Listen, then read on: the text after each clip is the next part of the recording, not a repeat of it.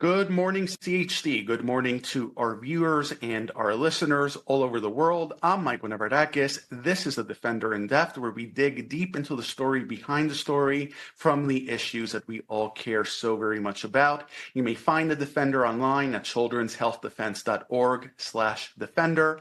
We're also on Substack. You can follow us or subscribe at tdefender.substack.com. And we are on X and on Telegram as Children's HD. And today, first and foremost, is Vaxxed 3 Day. Vaxxed 3, the film where Children's Health Defense embarked on a 9-month journey across America, collecting powerful testimonies from the people that were impacted from the tragic outcomes that resulted from the COVID shots and also from the COVID hospital protocols. Vaxxed 3 hits theaters today. You can visit vaxxed3.org for more information and to see where it is playing near you.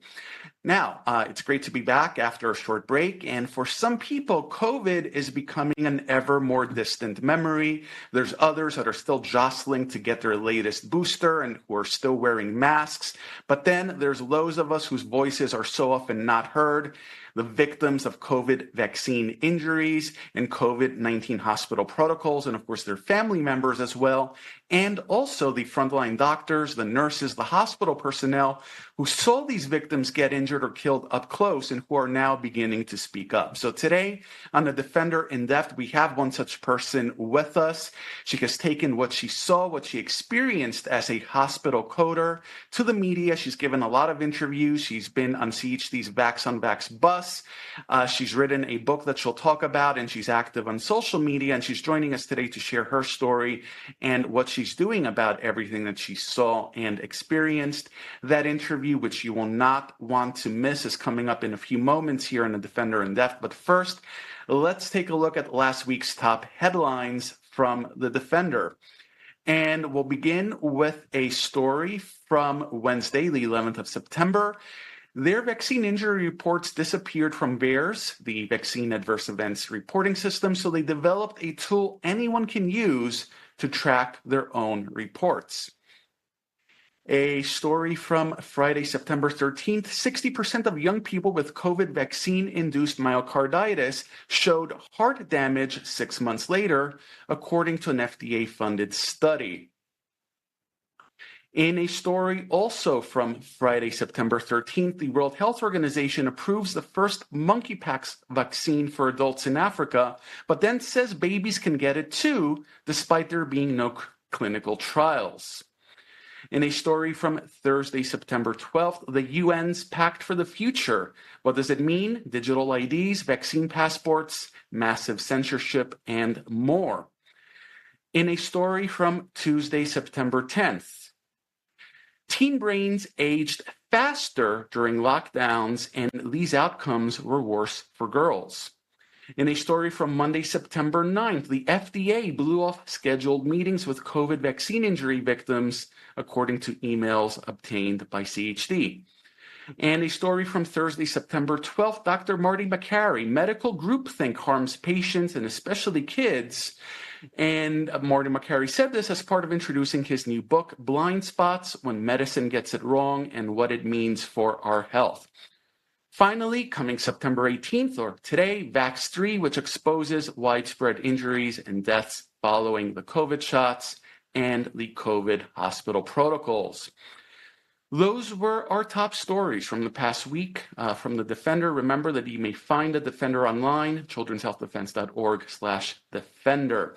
And joining us now here on The Defender in Depth is former medical coder Zowe Smith. She's the author of My Life in the Thrill Kill Medical Cult. She will talk to us about a range of issues about vaccine injuries, about the COVID hospital protocols, about her new book, of course, and a lot more. So Zowe, good morning and welcome to The Defender in Depth. Good morning. Thanks for having me. It's great to have you on, Zowe, and you have such an appropriate name as well because Zowe means life in Greek, and we're going to talk about issues that have to do with people's lives and how they were impacted during the COVID pandemic. Let's begin with talking about what you were doing. You are a coder, or you were a coder. What does that actually mean? What does that actually entail? So a medical coder a lot of people don't know what it is. It exists kind of in the background. You don't actually see the people that do this, but it's a field within healthcare called Health Information Management, or HIM.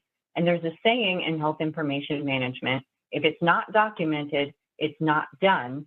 And so everything that happens to you in any sort of clinical setting, it could be a dentist's office, it could be a hospital, it could be a doctor's office, it could even just be you go in to get a lab draw or an x-ray at a facility somewhere. And all of that is going to be carefully documented. I take that as a medical coder. My job is to take that information and translate that into diagnosis and procedure codes, which in the US are sent to insurance for reimbursement purposes. So that's how your hospitals, your clinics, and your physicians get paid, or at least it's an integral part to them getting paid. And it allows you to see any sort of financial patterns that are going on within healthcare. So you're really aware of any sort of payment changes, or even ultimately the codes, the ICD-10 codes, were designed to be a monitoring system for global patterns of disease. So the other thing that you're exposed to being a medical coder is obviously the patterns of disease going on in a population. That's one of the things they use the codes for, is to track how many cases of cancer there might be in an area or in a country, and how many cases of flu or any other kind of infectious disease there might be. Now, you've also referred, Zoe, to your life in what you described as the thrill-kill medical cult. So it sounds like a bit of a contrast from doing this sort of bureaucratic work where you're coding for insurance and monitoring purposes. Where did this phrase thrill-kill medical cult come from? What experience did you have which led you to describe it in these terms? Yeah, so I use that term intentionally. I call it a cult intentionally because of the indoctrination process that happens to everybody as they enter the healthcare field. And the reason I say that is because you cannot question certain things within the healthcare profession at any level, whether you are a janitor or whether you are a doctor, and every level in between, you are not allowed to question certain things. One of those things is the safety and efficacy of vaccines. Another one of those things might be the safety or efficacy of certain kinds of medications or procedures, especially anything around having to do with germ prevention and the stopping of the spread of disease. There's certain things that are accepted within medicine, and if you question or you make it known that you might not agree with any of this, you will be socially shunned. You will not be allowed to work. Often you will be fired. And I had a best friend that was, I knew her when I worked in a lab with her. And a lot of the people that I worked in the lab with ultimately went to medical school. So she went to medical school. We were friends the entire time while she was in medical school. And so during the process of this, I got to watch the indoctrination process take hold and how she changed over time. And then I noticed that it's not just the doctors in medical school, and I do think that's one of the strongest places for the indoctrination process. It almost has to be. But it's not just doctors. I realized, wow, we are all in the healthcare, we are industry, we are all steeped in this indoctrination process. And that's the main reason why I chose Thrill Kill Medical Cult. The other part of why I chose the Thrill Kill part is I wanted to emphasize that I do believe, after my experience, that they are trying to kill us. And I know that that's a triggering statement, but after going down the rabbit hole and looking into the information, the source documents, the formation of some of these regulatory agencies, the formation of the ICD-10 code system and what it was designed for from the outset, has led me to come to that conclusion. So let's go down that rabbit hole some more, Zoe. There's a lot of people who have come forward and have said that their loved ones, their family members, their friends were killed in hospitals. We've interviewed many of these people in a Defender and on CHD TV. What do your experiences say to this? What did you see when you were in these hospitals? And did what you see confirm these reports and these allegations that so many people have come forward with? Absolutely, absolutely, 100% confirmed what these patients have been saying, and I'm so glad that there are people coming out and saying this. I felt like it would be for me to come out and say this as a medical coder, especially someone who wasn't physically inside the hospital seeing patients every single day. I felt like no one would possibly believe what I had to say. And to me, it was incredibly obvious through the medical record documentation. Every note that happens between a nurse and a patient is documented. There's, social information that's documented. There's information from ambulance documentation that gets added to the medical record and becomes part of the medical record. So I thought that this story would be so fantastical that nobody could possibly believe. So I'm very glad that people are coming out and speaking out about it. Even when I was experiencing what I saw, it was almost unbelievable that this could even happen in a hospital, because we all believe that this is where people are supposed to go to get better and then come home after you've healed from whatever ailment it is that the hospital is supposed to help you. And that's not what was happening. At the very beginning, I noticed that the case numbers were not matching up. And then the PCR testing increased to where every patient had to have one. Right about that time, they stopped visitation, which I thought was just a crime against humanity right there. Hospitals are a very scary place to be in.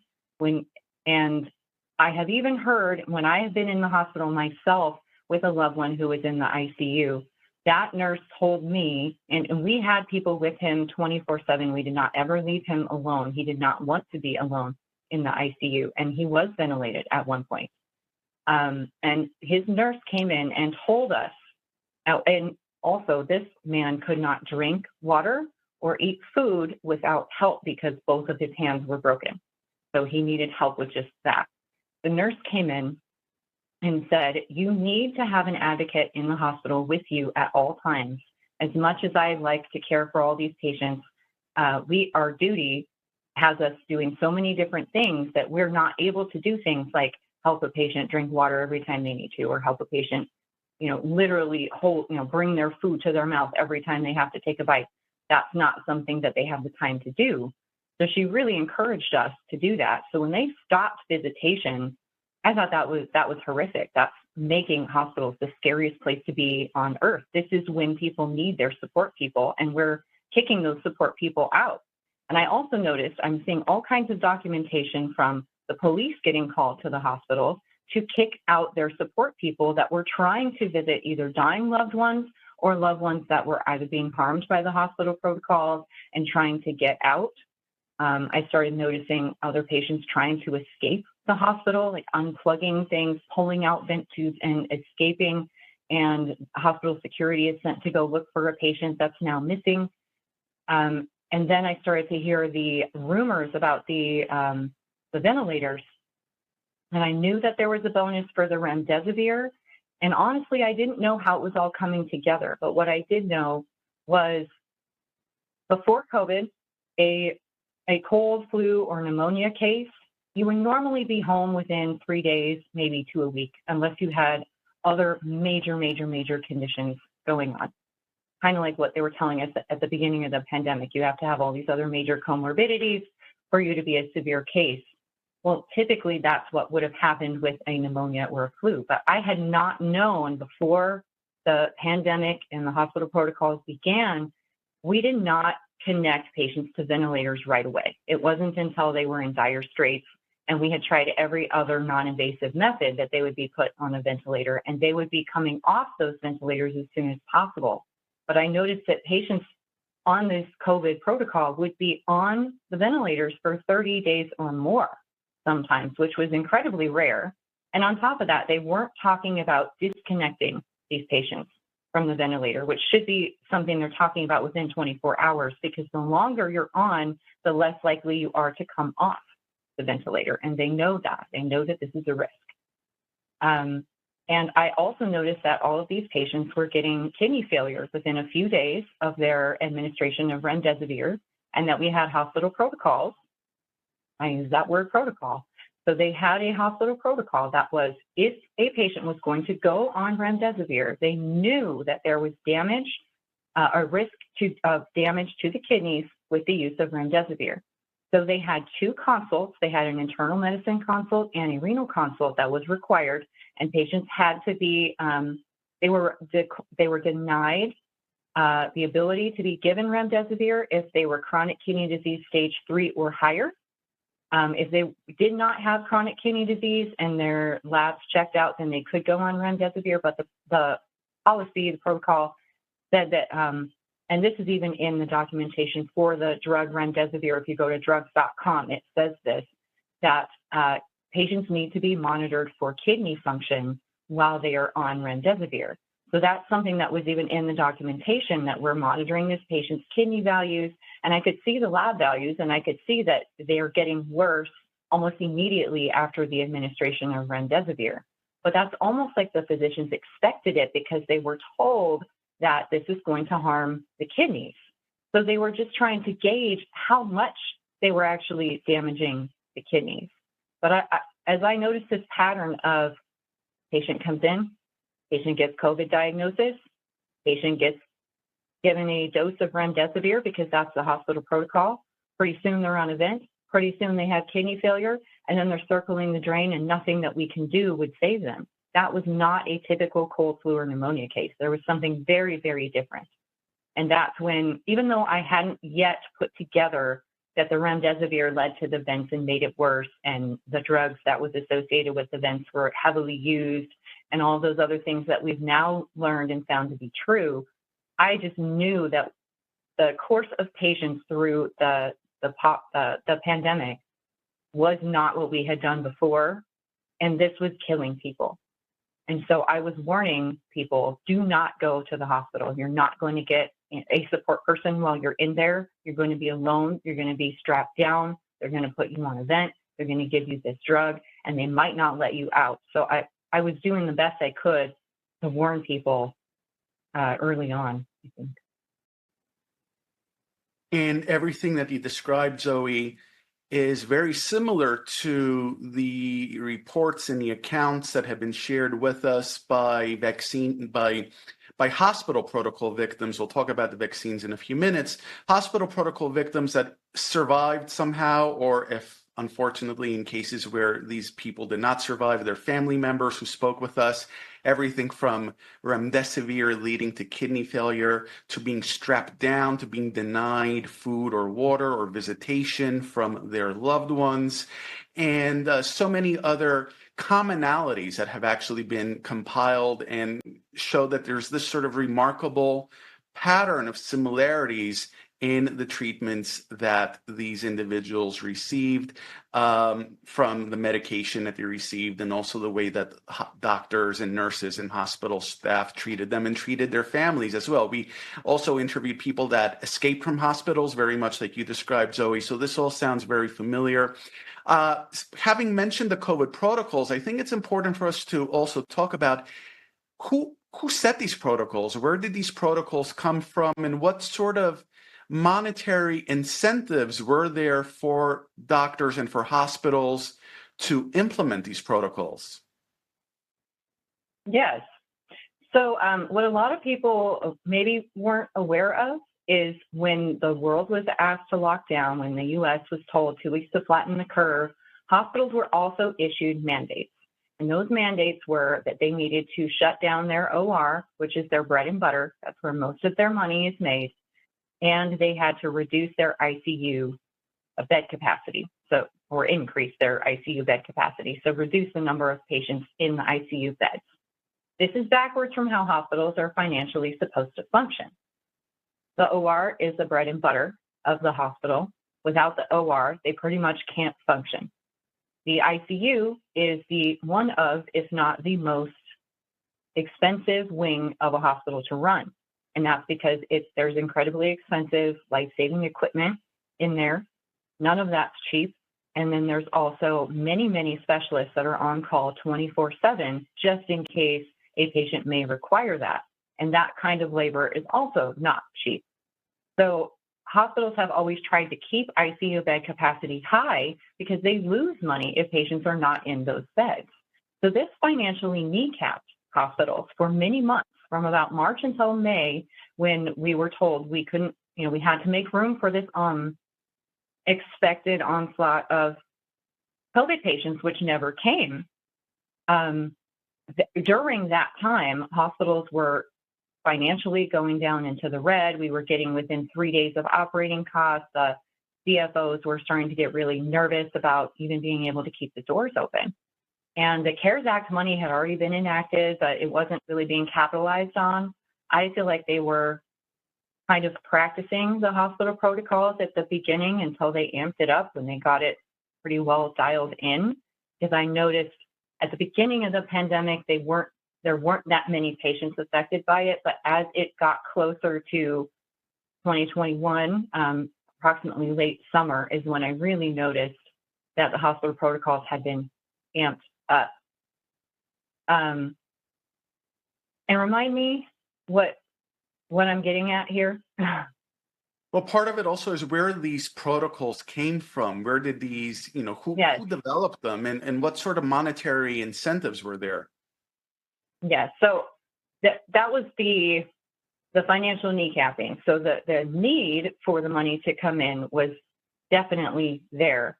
So as we're getting financial reports of, actually, we were also getting laid off, and any sort of contract staff was being let go. There was furloughs going on. So when mainstream media was telling you that healthcare heroes were there because the hospitals were overrun, they were not overrun. That's where we got the dancing nurses from.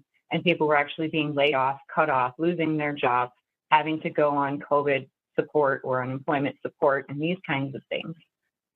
So when these bonuses came in, there was a huge incentive to use them. And those bonuses, I was first aware of the one with remdesivir, and that was very key around the hospital protocol. I'm not entirely sure, who or how the hospital protocols were devised, but they came down to us from the NIH. It was in the NIH COVID treatment protocols that said, this is what you're supposed to do. Remdesivir was in there, ventilator use was in there. It said that patients may spread disease just by spittle or breathing if they're in the hospital at all. And that's one reason why they went straight to the ventilator rather than normally they would start with a nasal cannula, which is just a thing that goes under your nose. And then maybe they would work their way up to a mask or maybe a CPAP or a BiPAP. And then if the patient still cannot oxygenate at over about 85% or higher, then they would consider putting a patient on a ventilator. But for the protocols, they went straight to the ventilator, even before patients had dropped their oxygen saturation to the threshold where we would normally ventilate a person. So they even raised it to where patients that were in the 90s for oxygen saturation, which is acceptable, would be put on a ventilator, which had never happened before. So I believe that the hospital protocols evolved, basically, and every hospital kind of had their own little nuance on it, but it came from the NIH, and they all followed it to the letter. My hospital did, and I knew that across the country, they were all following it to the letter. And it was, you come in, you get your COVID screen. If your test is positive, doesn't matter if you have symptoms or not, they're going to start COVID treatment, which is going to be the remdesivir. And then very soon after that, the ventilator treatment. Now, the bonus part of it, I was aware of because as a medical coder, when you send something out to billing, if there's an error, sometimes we have something called a stop or a billing check. It's built into the program. So you can't send a bill out or you can't send a claim out unless you fix certain things. And one of them was the remdesivir administration, which was not something that an inpatient coder, which was my my role at the hospital during the pandemic, normally we would not even apply procedure codes. That those would be automatically done in the background. But for COVID, for the remdesivir, there was a new tech bonus. And a new tech bonus is something that normally comes in. It's not actually adopted into the official code set for a few years. It's sort of put off to the side as an experimental thing. And the reason for that is Medicare doesn't have multiple years of safety studies to go with it. It's usually they call it a new tech because it's usually a new device coming in that hasn't been used yet. And a lot of times these devices are part of a study and they're that new. Well, for remdesivir, it was a new tech, which isn't really a device or a technology, but that is the section that it was put in. And Gilead, the company that developed remdesivir as an Ebola drug with the NIH and Dr. Fauci, and they found that out of this study, there were 4 drugs, and remdesivir killed 53% of the people. They actually stopped the study because remdesivir killed so many people in this particular study. And yet this was the drug above all the other drugs that was used for the hospital protocol. And Gilead applied for a new tech bonus. So on top of hospitals now needing to apply this remdesivir code, which was odd, now there's this new tech bonus. So they got 20% for every single dose of remdesivir that they gave to a patient. And then, of course, they got the bonus for it being a COVID patient to begin with. And then if the patient goes on a ventilator, which is pretty well guaranteed, I would say, at this point, after being given remdesivir, at least within a certain period of time. Some people made it without, but a lot of times it led to the ventilator. And being on the ventilator puts you at the highest payment category so that they got the maximum payment. So I believe that's how it evolved. I believe it was a financial incentive, started with 3 months of not having anybody in the hospital. And then the CARES Act was enacted and this new tech bonus came out for remdesivir.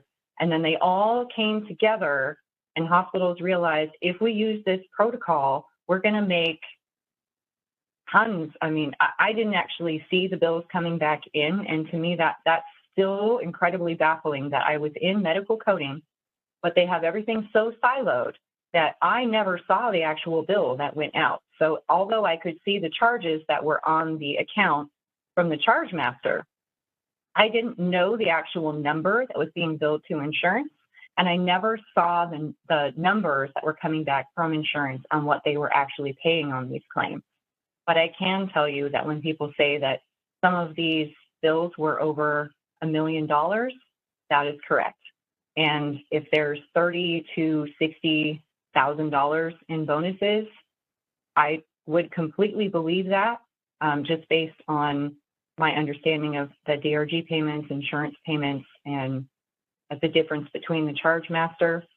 But to this day, I really wish that I could have seen all of those pieces come together so that I could be here and explain to you how those numbers come out. So I'm trying to work with other people to narrow that down because that information is out there. We just need to flesh it out. Well, that was a very comprehensive explanation, Zoe, and I think we all appreciate that. You really connected the dots there.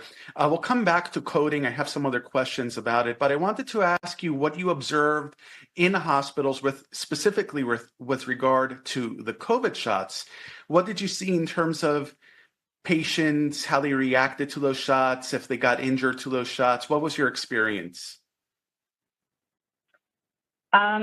Immediately when the shots began to be rolled out, and it was going to be within the hospital, it was going to be the ER staff, the doctors, the ambulance, those were the first responders, and they were the first ones available to get vaccines.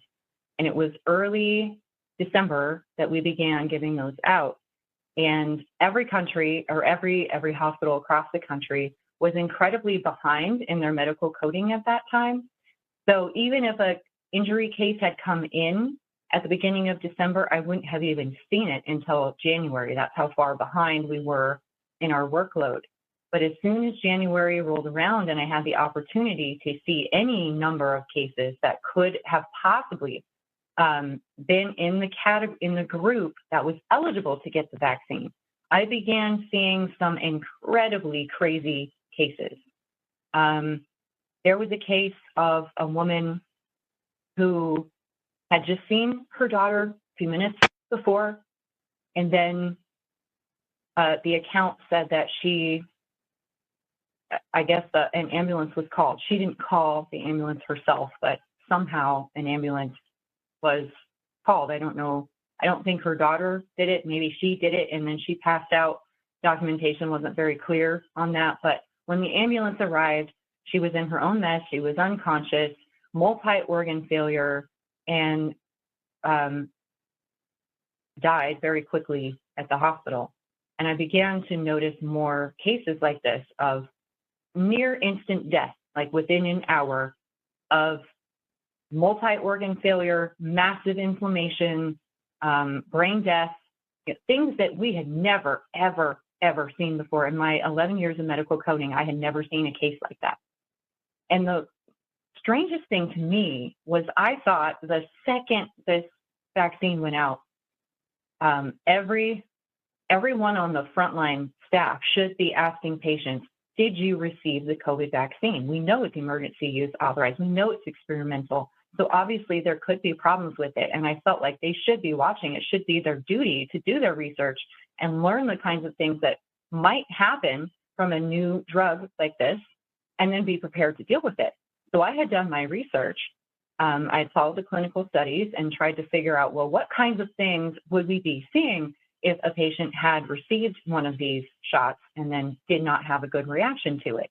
And I was seeing all of those things, but doctors were it seemed like they weren't asking the right questions to find out if these patients were vaccinated or not, at least to me, and they weren't writing it in the medical record. And that should have been something that would have been question number one, I thought. So that got my hackles up, that there's something going on here. Because I couldn't even prove if these patients were vaccinated or not. But clearly to me, something was very different in that these patients had a life-changing, massive health emergency that occurred within a few weeks of the rollout of this vaccine.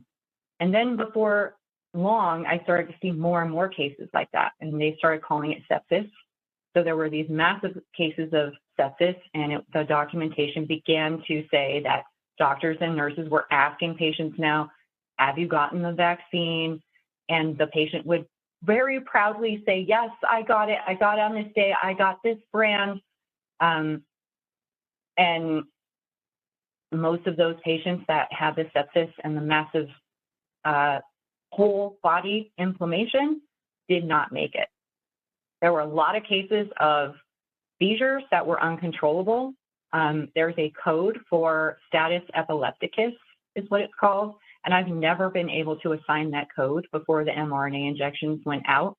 That is when the clinical definition is you have to be having a seizure for so long, and there's like a certain period of time where you have to have a continuous seizure. And on top of that, it has to be non-responsive to any sort of drugs. So there have been very severe cases of seizures throughout my career, but I've never, ever been able to apply that code until the mRNA injections came out. And more people arrived with this condition. And then people started to arrive with brain inflammation, encephalitis. Some of them also suffering from seizures, some of them suffering from stroke-like symptoms. There was a massive amount of strokes coming in all of a sudden, massive blood clots coming in. And these were in young people. These were not elderly people with comorbidities. These were young people that were eligible for the shot. All of these first responders would have been within working age. It would have been late 20s to maybe 60, a little under 60, somewhere in that range. Well, most of these were in their 30s or 40s, very healthy people with no chronic conditions. And then all of a sudden, they're in the hospital needing a leg amputated because they have a massive clot And when we go in with catheters to remove the clot, they can't get it all out. There's just so many clots that they end up having to do a vein graft, and sometimes that wasn't enough. And then within a few days, they're having to amputate because there's no blood flow to that extremity. That never happened before. And over a few months, I started to notice, the strokes, the seizures, the sepsis, which was rampant at that point, the blood clots, turbo cancer started to roll out. Patients that had cancer cleared for 10, 15 years and had been declared you're cured, but they still do monitoring.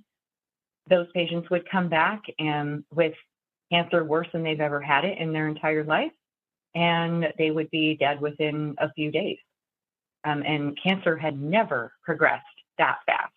So just within a short period of time, it's almost like the entire caseload changed to these life-threatening, severely injurious reactions to the vaccine. And Zoe, this matches so much of what we've heard from vaccine injury victims that we've interviewed or their families. At the same time, in other interviews that we've done, we've also heard that the unvaccinated received a sort of special treatment as well, and in a negative sense of the term, when they went to hospitals with COVID-like symptoms, oftentimes with very minor symptoms, and that doctors and nurses were very insistent on asking about their vaccination status. We also had an interview that was published in The Defender a few weeks ago, where the wife of someone who ended up dying in the hospital, and he was unvaccinated, but he was placed on a ventilator for quite a number of days. So the wife of this COVID protocol victim was also saying that when she reviewed her husband's medical records after the fact, she noticed, and then she confirmed this by speaking to some people at that particular hospital, that patients were either listed as unvaccinated in the medical records or as unknown, vaccine status unknown. And her feeling was that this was being done to obscure the actual extent of vaccine injuries by sort of hiding those injuries under unknown status. So are these sorts of things experiences that you also had as well, Zoe?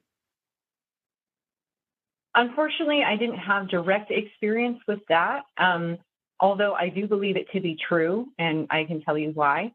As a medical coder, one of the things that I had to do was assign an injury code for every injury that came in. A vaccine injury would be one of those. There is a code for place of injury. So if it happened at home, if it happened at school, and those are statistics that are collected. So you can see, like, that's kind of how they find out that ice road trucking is dangerous, and they know how many accidents happen. And hospitals can be fined, and my hospital was fined for not reporting the place of injury on every case. It's state data, and it's regulated by the state, so you have to send it depending on your state. Some of them are more strict than others. I was in Arizona. They're one of the stricter states about that.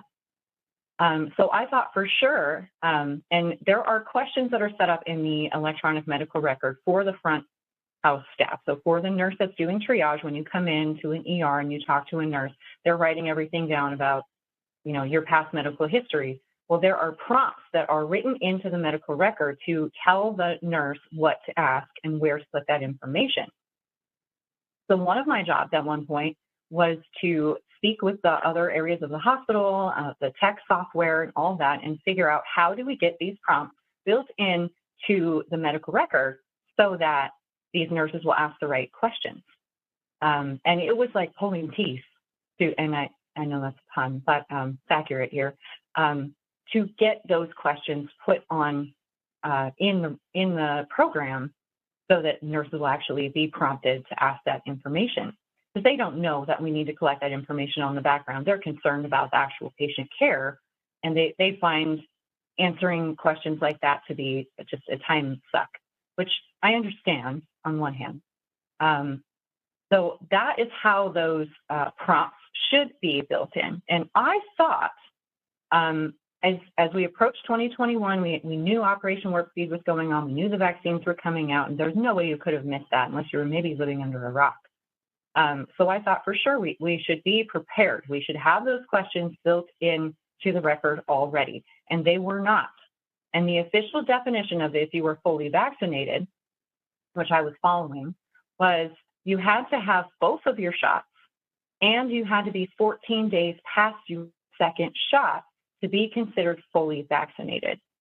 So these patients that were coming in with just one shot, or even two, but they hadn't passed that 14-day window yet, so they could have had a shot for up to 30 days, and they would have been considered vaccinated, but they wouldn't have been considered fully vaccinated. And I don't know if that's the loophole they used to not put those questions into the program.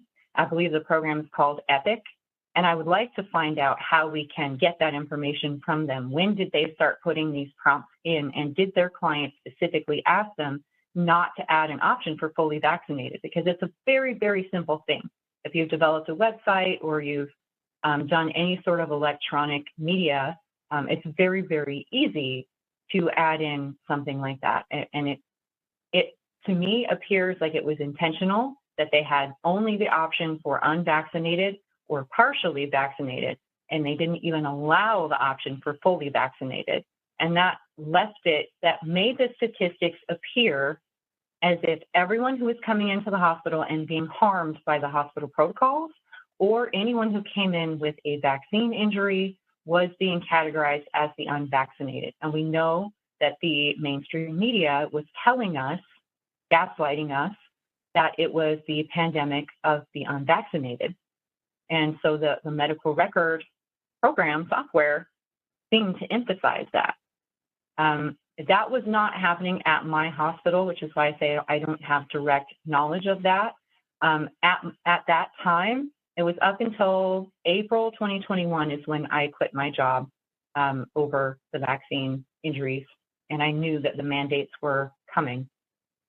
So there was only about a 4-month period, and it was very early on, so they may not have enacted that until slightly later. Most of the stories that I hear are late 2021, and I know how these things get rolled out. Once one hospital picks it up, another hospital would pick it up, and then it would go pretty quickly across the whole country.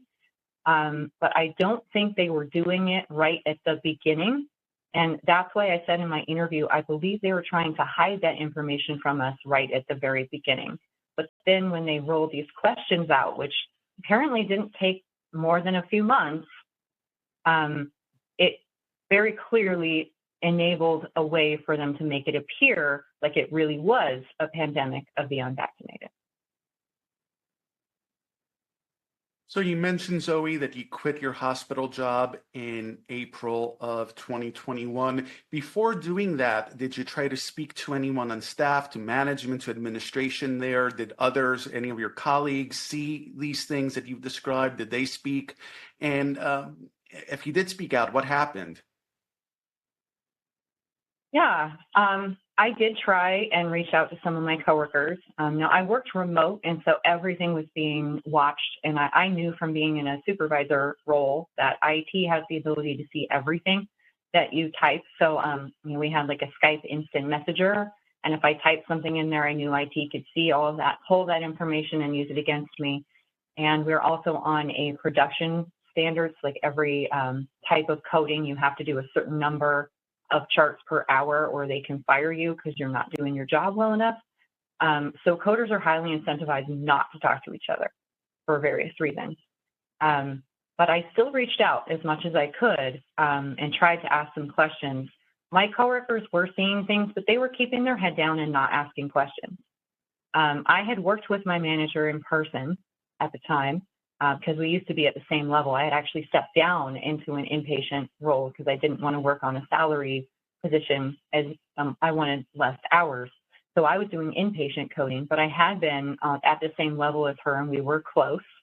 So I thought I could reach out to her as a friend. And I had asked about the census and how the census was removed so we couldn't see it anymore. And she agreed that that was strange, but you kind of brushed it under the rug. As I started to ask more questions about especially late 2021 late 2020, summer 2020 is when normally summer is the lowest volume for our hospital. I remember being a supervisor and sending patients home because we didn't have enough work for low workload.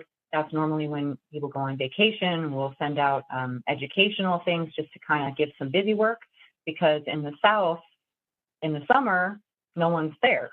They all leave, and then they come back in the winter. So that's our slowest period during the entire year, but we were busy at that time. So I began to ask her, can we compare these numbers this year to the previous year? And she would just respond with, it's not a big deal. We're at the same number as we were before, but not share that information. So I began to think, okay, they know what's going on, but they're not telling me, and they just want to keep collecting their paycheck, and so they want me to keep my head down and not ask any questions. So then I began to ask some of my coworkers, well, previous coworkers that worked on contract status across the whole country, have you seen vaccine injuries? Have you seen these hospital protocols? And I didn't call them that because I didn't want to trigger them, but I wanted them to tell me if they were seeing some of these crazy cases, like the sepsis or the seizures or the blood clots. And of course, they confirmed that they had been seeing all of these things and that it was abnormal for sure, and that the volumes across the whole country were abnormal, but they weren't speaking out about it. They were even nervous or skittish, I guess, even just to respond to an email. That's how discouraged they were from speaking out. At that time when we had furloughs, I remember hiking with my friends a lot, and they were all also healthcare workers that had been put on furlough. So we all suddenly had a whole bunch of time on our hands, and it was summer in Arizona, so it was a great time for us to go hiking.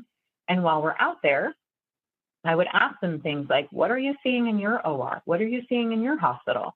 Obviously, their volumes were not high enough, so they were put on furlough also. So I knew this wasn't just my hospital. This was going on everywhere. And they had started to ask questions. One of the girls worked in OR, and she said one of the things that they would do is when the patient goes under, the COVID protocol was they had to go out of the room for 15 minutes because the patient had to exchange all this air while no one was in the room. And she said, that makes no sense to me, because when you put a patient under anesthesia, that's the highest risk point to the patient. If there's going to be a reaction, it's typically going to be within that window. And so you're giving them this dangerous concoction of drugs, and then you're walking out of the room and hoping for the best. How is that going to work out for the patient? So they were questioning things, but then it really didn't take too long. I think within maybe 30 to 60 days of the 2 weeks to flatten the curve, and they all got on board. They stopped asking questions. They stopped allowing me to ask questions on the hike. I was actually uninvited from multiple hikes just because I was continuing to ask questions and trying to get answers from them. So the more I asked anything, not even anything very triggering, the more I was basically told, keep your head down and shut up. And when the vaccine mandates came in, I knew from being a medical coder, and I had filled out the flu exemption for many years. So I knew about the flu shot policy and the exemption policy. This is the part that many people that work in the hospital were not aware of, because this is a Medicare policy. As part of their quality monitoring or patient safety net, they consider it a safety or quality marker if your hospital staff is getting vaccinated for their flu every year or not. So Medicare had a policy for the flu shot for many, many years that hospitals had to vaccinate their staff 80%. And you could fill out an exemption, either medical or religious, but I think only 20% of people could fill out that exemption. They had to have 80% that was actually vaccinated to receive their money. So there is an incentive, there is a financial incentive. If hospitals did not vaccinate enough of their staff with the flu shot every single year and certify on paper and send that information to Medicare in a data file, if they did not do that, then they would be cut up to 6% from every single payment that Medicare makes for every single patient, which would bankrupt a hospital. It would be millions of dollars. to lose out on that kind of money. So they were very, very serious about getting their flu shot, even just the exemption that I had to sign. I had to sign it every single year, and I had to fill it, submit it to Medicare every single year. And I would get reminders if I didn't do that.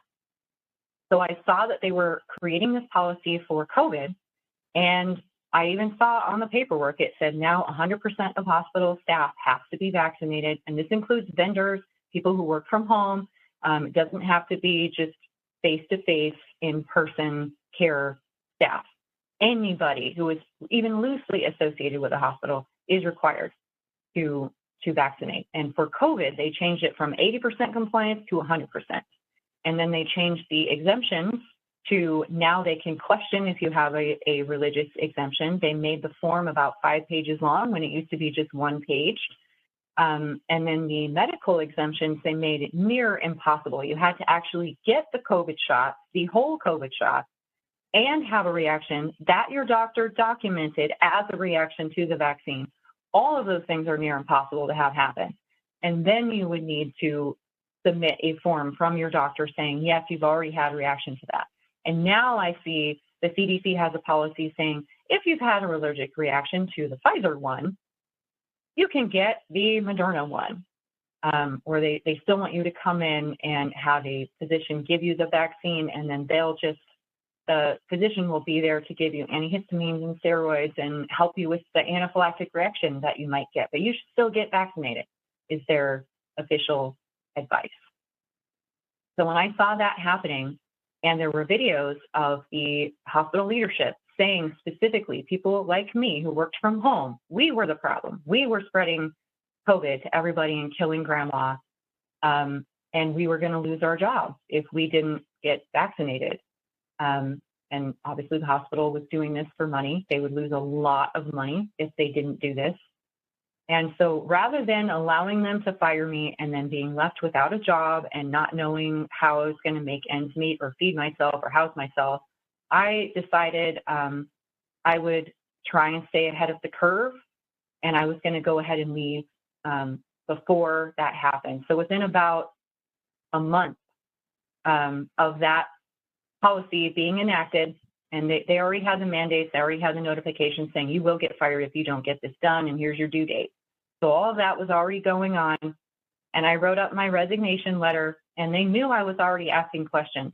This hospital had me keep an employee who went around to multiple other departments within the hospital and back-talked the management of HIM to everybody else across the hospital.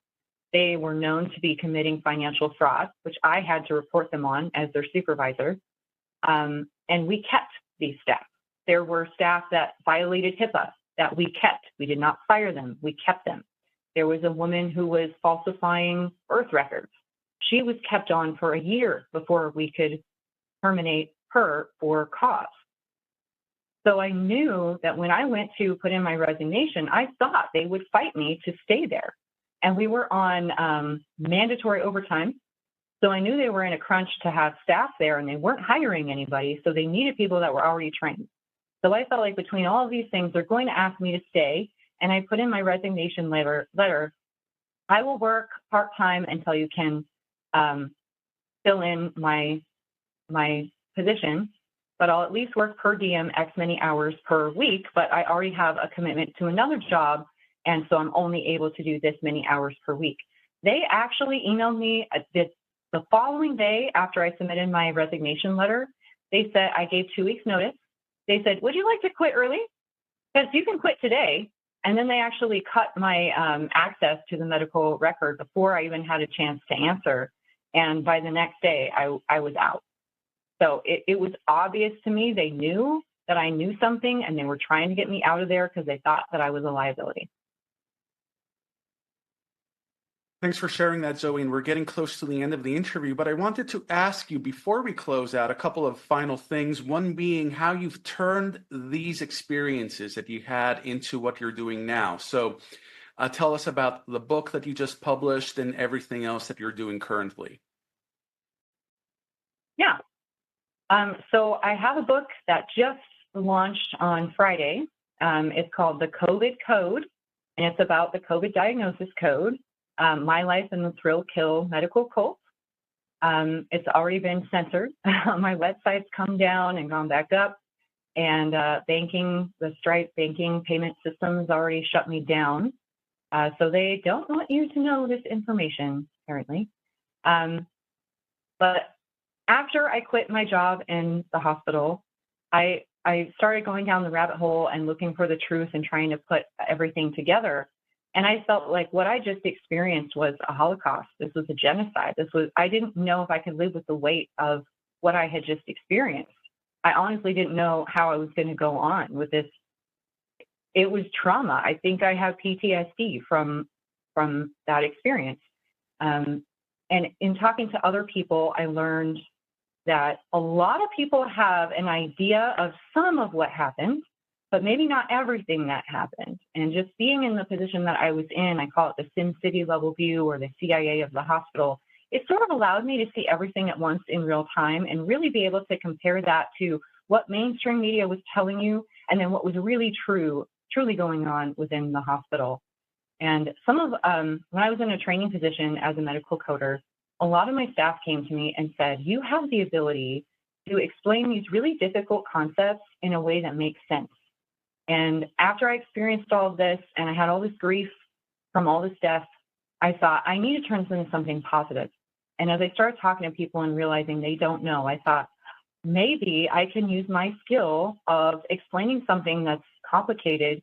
Maybe I can take this information and put it out there so that people can be warned and they can know what's going on. Maybe they won't go to the hospital anymore. Maybe they won't trust their doctor. Maybe they'll do their own research before they just blindly listen. And really, to me, it's about saving lives, and it's about helping us figure out what happened. So I tried to put everything that I could about my experience in there, so that my feeling is that not all of us have the whole truth, and I don't have all the answers. I certainly tried to put as many as I could in that book, but I feel like we all have a piece of the puzzle. And so that's what I really wanted to offer, was a way to package the experience that I had, the firsthand experience that I had, support that with some historical information, some scientific information, because it was incredibly surreal to be living through what I did in 2020, that it seemed like no one knew was going on. And then have that information come out into light, and then have all the science come out and prove that what I was observing was actually happening. Because it was so surreal, I was questioning it the entire time. And now I'm sure of what I experienced. And so it's now my life's mission to warn people, because this can never happen again. This shouldn't have never happened. And if by saying something, if by writing this book, I can warn people and I can help illuminate some of the questions, I guess, if I can help answer some of the questions that people might have over the whole COVID experience. And also I know that there's going to be generations that come down the road that are going to want to know what happened. And so I write this for them too, because if they can't ask their parents, or if all the information's been censored off media, which I expect, then at least there will be something physical that someone can turn to, and hopefully it will help them answer their questions about what happened. So the importance of warning people, warning the future generations as well. Final thing we'll discuss before wrapping up today, since we always like to end on a positive note here in the Defender in Depth. Today's Vax 3 Day. Vax 3 is being released today in selected theaters across the U.S. You've had the opportunity to see Vax 3 in advance. What would you like to share about it with our audience? Oh, wow, that's a good question. I'm just really excited for everybody to see it. I think there's going to be a lot of incredible information in there. The human piece, the piece of people telling their firsthand stories, and then supporting that with the medical whistleblowers like myself. It's a really, really powerful story. They've taken an incredible, we've lived through some incredible times. And so they've really told the story well. They've done justice to all of the people that were harmed by this. They explain the financial incentives incredibly well. I learned a lot actually watching it.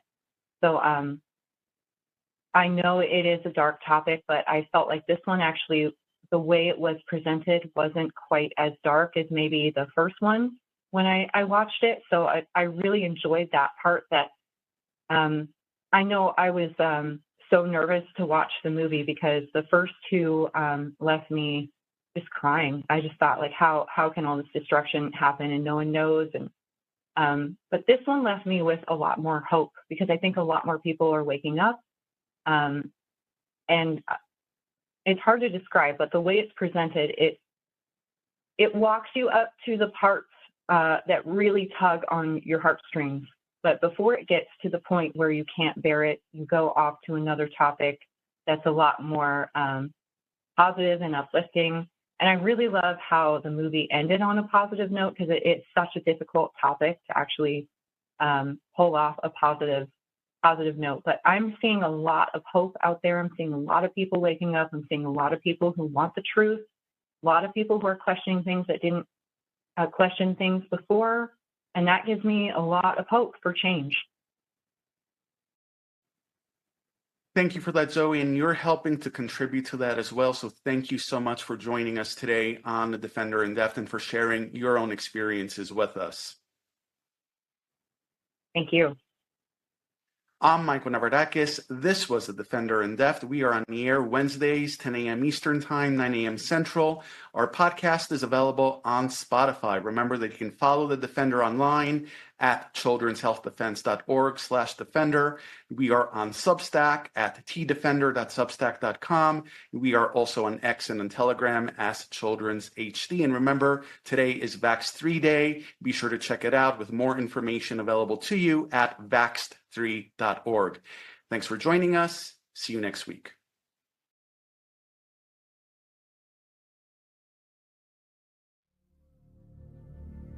It's a nightmare. It's a nightmare.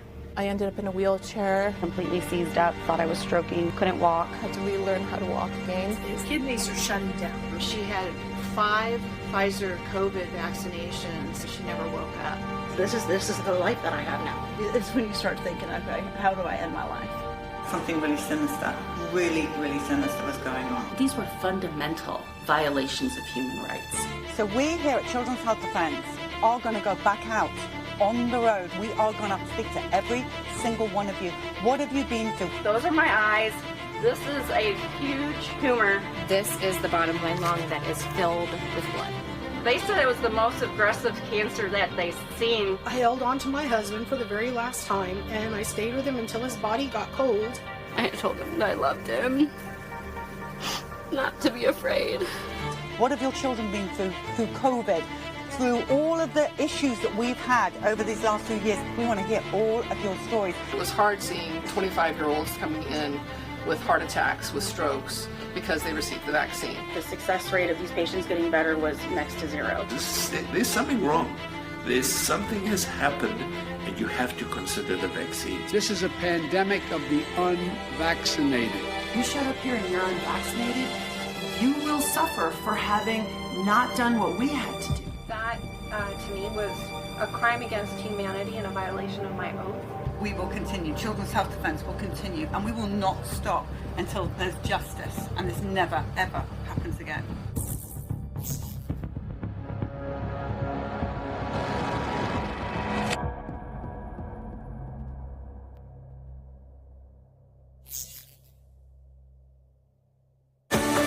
Have you signed up for CHD's brand new community forum?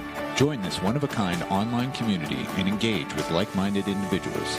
Discuss issues that are important to you and get answers to questions you won't find anywhere else. Membership is free until October. Sign up now to start making new connections today.